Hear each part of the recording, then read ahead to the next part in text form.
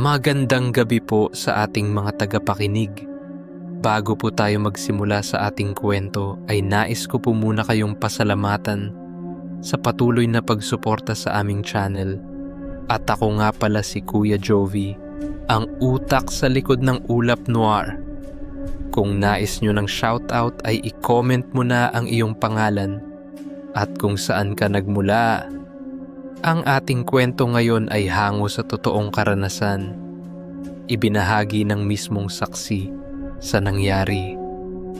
Maging bukas ang isipan at huwag basta-basta lumingon sa salamin.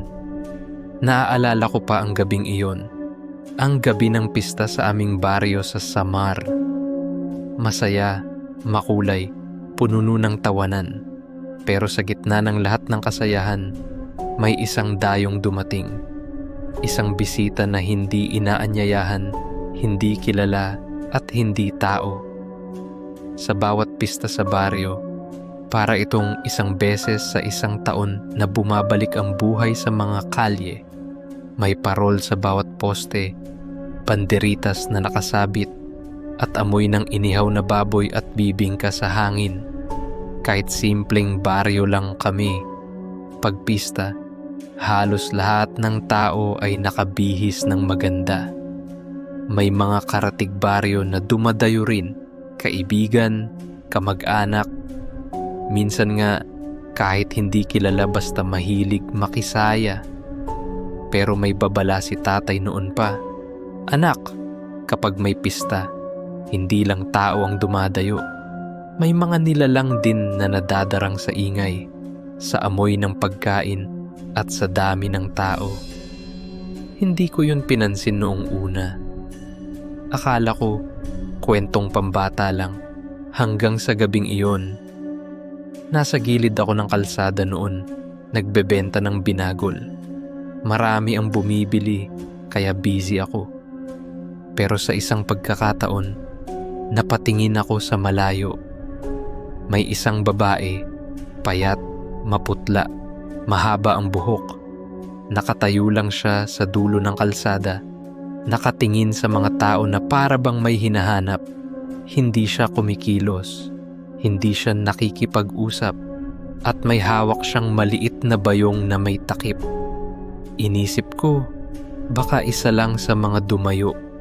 Pero nang mapansin ko na ilang oras na siyang nandyan at laging sumusunod sa grupo ng mga bata, nagsimula na akong kabahan. Habang tumatagal ang gabi, napansin ng mga magulang na may ilang batang nawawala sa palaruan. Una, inisip ng lahat na umuwi na sila para kumain. Pero isang lola ang lumapit sa akin, hinihingal. Inday, nakita mo ba si Basti? Saglit lang siyang nawala, tapos hindi na bumalik. Maya-maya, dumating si Lola Minda, ang albularyo ng baryo. May dala siyang supot ng kalamansi at tila nagmamadali. Huwag kayong lalapit sa babaeng may bayong. Aswang yon, naghahanap ng bata. Kinilabutan ako. Bigla kong naalala ang kwento ni tatay. Ayon kay tatay, 3 taon na ang nakaraan. May batang biglang nawala sa mismong gabi ng pista. Wala nang nakakita sa kanya. May mga chismis na may dayo raw na babae noon. Payat, maputla, may hawak na bayong. Walang naniwala. Hanggang ngayon. Gabi na, may sayawan sa entablado. Nakita ko ulit ang babae, pero iba na ang anyo niya. Mas mahaba ang leeg, mas matulis ang ngiti, at tila lumalaki ang mga mata kapag may dumadaan na bata. Sinabihan ako ni Lola Minda, buhusan mo siya ng kalamansi kapag lumapit sa'yo. Nang makalapit siya sa stall ko, nanginginig ang kamay ko habang hawak ang kalamansi, at nang magtanong siya ng presyo ng binagol, bigla kong sinaboy sa mukha niya ang katas. Isang nakakabinging sigaw ang sumabog mula sa kanyang bibig. Parang halong halakhak at iyak. Kumulo ang balat niya, naglabas ng usok, at lumitaw ang tunay niyang anyo. Balat na kulay abo, mata na pula, bibig na may mahahabang ngipin. Humandusay siya, gumapang, at biglang tumalon ng mataas. Kumapit sa poste ng ilaw, gumapang sa kawad, at nawala sa dilim. Sa gitna ng sigawan at kaguluhan, napansin kong iniwan niya ang kanyang bayong. Pagbukas ko, 3 batang nawawala ang nasa loob. Nanlalamig, nangingisay, maputla, pero humihinga. "Kunin mo yung asin, bilis!" sigaw ni Lola Minda. Pinalot namin sila sa kumot, nilagyan ng asin at kalamansi sa paligid. Pero mula sa di kalayuan, narinig ko ulit ang pagtawa. 3 kalalakihan ang sumama kay Lola Minda para habulin ng aswang. May dalang sibat, gulok at lampara. Ako'y naiwan sa plaza kasama ng mga bata, pero hindi ako mapakali. Nakikita ko sa malayo ang liwanag ng lampara na kumikislap sa gitna ng kakahuyan, hanggang isa-isa itong namatay. Kasunod noon, isang sigaw mula sa dilim, tapos katahimikan. Bumalik si Lola Minda, hinihingal, may dugo sa laylayan ng saya.